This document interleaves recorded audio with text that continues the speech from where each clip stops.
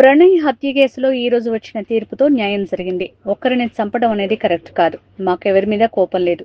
ఈ తీర్పుతో పరువు హత్యలు ఆగాలి. ప్రణయ్ తండ్రి బాలస్వామి.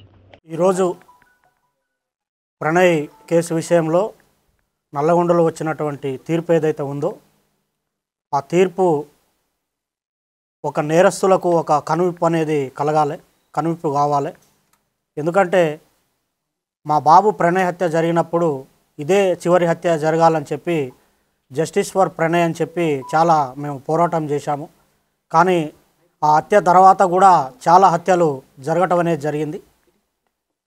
అయితే ఈ హత్య తర్వాత జరిగినటువంటి హత్యలు చేసిన వాళ్ళకి కానివ్వండి, కులాన్ని పట్టుకొని వేలాడే వాళ్లకు, కుల దురంకార హత్యలు చేసే వాళ్లకు, తర్వాత కన్న కూతుర్లను చంపుకునే వాళ్లకు, కన్న కొడుకులను చంపుకునే వాళ్లకు, అవతలి వ్యక్తులను చంపే వాళ్లకు కులం పేరుతోని ఈ యొక్క తీర్పు అనేది కనువిప్పు కావాలని నేను కోరుకుంటున్నాను.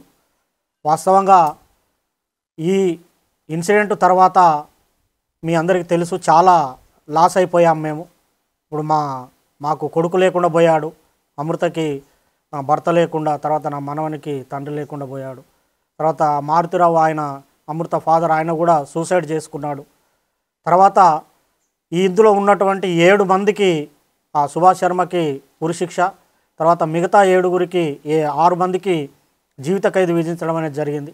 వారి కుటుంబాలు కూడా బాధపడుతూ ఉంటాయి. కాబట్టి ఎవరైతే ఈ సుపారీలు తీసుకొని హత్యలు చేసే వాళ్ళకి ఇది ఒక కనువిప్పు కావాలి.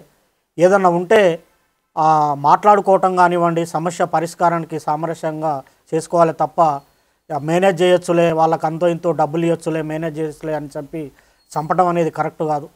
ఈ కేసు విషయంలో మమ్మల్ని కూడా అనేక రకమైనటువంటి ప్రలోభాలు పెట్టినప్పటికి కూడా మేము ఎక్కడ లొంగకుండా న్యాయం జరగాలి, ఈ హత్యతోని మిగతా కుల హత్యలు ఆగిపోవాలని చెప్పి మేము పోరాటం అనేది చేయటం జరిగింది. 6.5 సంవత్సరాలు మేము ఎదురు చూసాం న్యాయం కోసం, మేము సాక్ష్యం చెప్పి. ఇందులో ముఖ్యమైనటువంటి పాత్ర పోషించినటువంటి అప్పటి డిఎస్పి శ్రీనివాస్ గారికి ప్రత్యేకమైన కృతజ్ఞతలు ఈ సందర్భంగా తెలియజేస్తూ ఉన్నాను. ఎందుకంటే సారు ఐఓగా చాలా గొప్పగా ఆ కేసును పకడ్బందీగా, చాలామంది మమ్మల్ని అన్నారు ఎందుకు కేసు లేట్ అవుతుంది, ఛార్జ్షీట్ లేట్ అవుతుంది, ఏదో జరుగుతుందని.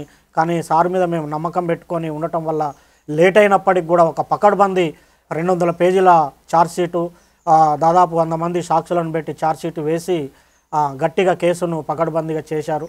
తర్వాత దానికి సహకరించినటువంటి ఎస్పీ రంగనాథ్ గారికి కూడా ఈ సందర్భంగా ప్రత్యేకమైన కృతజ్ఞతలు తెలియజేస్తూ ఉన్నాను.